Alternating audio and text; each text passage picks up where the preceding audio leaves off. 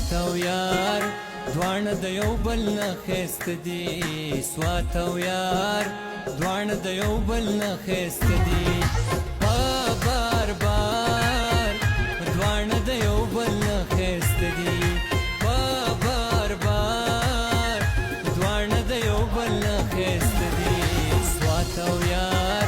دواړه د یو بل نه ښایسته دي سوات او یار دواړه د یو بل